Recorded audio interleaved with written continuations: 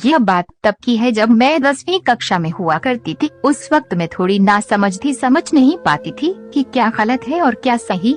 मेरा एक दोस्त था, उसका नाम प्रेम था। बहुत ही हैंडसम, बॉडी तो ऐसी कि कोई भी फिदा हो जाए। हमारे क्लास की सभी लड़कियां उसके पीछे पागल थी।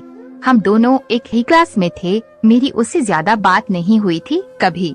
मेरा फेसबुक पर एक फेक अकाउंट था जिसका नाम काजल सोनी था और उसी से मैं सब से बातें किया करती थी। मुझे अपना नाम बताकर किसी से बात करना ज्यादा पसंद नहीं था। स्कूल के ज्यादातर लड़के काजल सोनी के पीछे पड़ गए और जानने में लग गए कि यह है कौन। इसी सब के बीच मुझे प्रेम की फ्रेंड रिक्वेस्ट आई। उसने मुझे मैसेज किया और मैं उससे बात करने लगी। कुछ दिन में हम दोनों में बहुत अच्छी दोस्ती हो गई, पर उससे यह बात नहीं पता थी कि रानी ही काजल सोनी है। मैंने कभी नहीं सोचा था कि मैं उससे इतनी बातें करने लगूंगी और उससे इतनी अच्छी दोस्ती हो जाएगी। ये बातें बढ़ती गई और हमारे दिल मिलते गए। उसने मुझे प्रपोज किया, ना जाने क्यों कब कैसे मुझे भी उससे मोहब्बत हो गई और मैंने भी बिना कुछ सोचे समझे उसका प्रपोजल एक्सेप्ट कर लिया।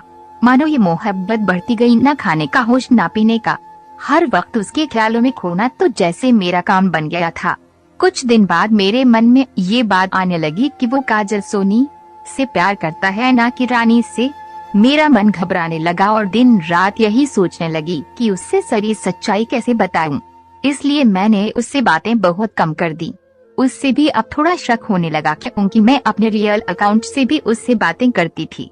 कुछ दिन बाद उससे सारी सच्चाई का पता चल गया। मैं बहुत डर गई। उसने बहुत गुस्सा किया, तब भी वह मुझे अपनाने के लिए तैयार था। बस कहे जा रहा था कि रानी तुम यहाँ कर दो, मैं नहीं जाऊंगा तुमसे दूर। पर मैंने घर वालों के डर से मना कर दिया और गुस्से में ही आकर वो मेरे क्लास की दूसरी लड़की के साथ रिलेशन में आ गया। वो लड़की उससे मेरे खिलाफ भड़काने लगी और मेरे और प्रेम में लड़ाई लगवा कर बातें बंद करवा दी। मुझे अपनी बातें साबित करने का एक मौका तक नहीं दिया। बहुत रोई, मुझे कुछ समझ नहीं आ रहा था।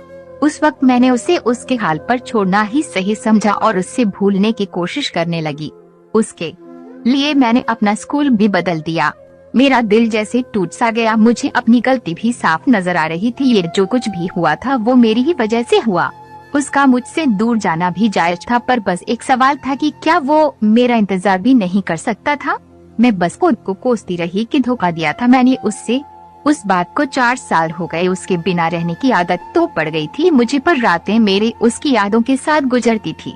एक दिन उसका मैसेज आया, मेरे पास कैसी हो। पहले तो मैं आधा घंटा ये सोचती रही कि ऐसा कैसे हो सकता है, मैं रिप्लाई करूं या नहीं। अगर अभी भी वो गुस्सा हुआ तो खैर, मैंने रिप्लाई किया। हम दोनों में फिर से बातें शुरू हो गई। जो गलतफहमियां थी वो भी सही होगी।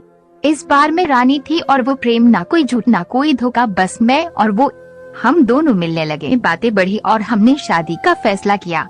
पर कहते हैं ना, अगर मोहब्बत सच्ची हो तो उससे मंजिल मिलने में बहुत मुश्किलें झेलनी पड़ती हैं। पर मेरे साथ तो कुछ अलग ही था। मानो ऐसा लग रहा था कि हमारी मोहब्बत की मंजिल है ही नहीं है।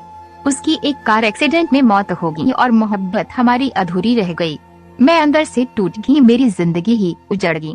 आज भी मैं अकेली हूँ। अब ना मुझे किसी से मोहब्बत है और ना होगी। वो मेरी यादों में जिंदा है और हमेशा रहेगा, मेरी पहली और आखिरी मोहब्बत बनकर। दोस्तों, कहानी आपको कैसी लगी कमेंट कर हमें जरूर बताएं और वीडियो को लाइक शेयर और चैनल को सब्सक्राइब करें।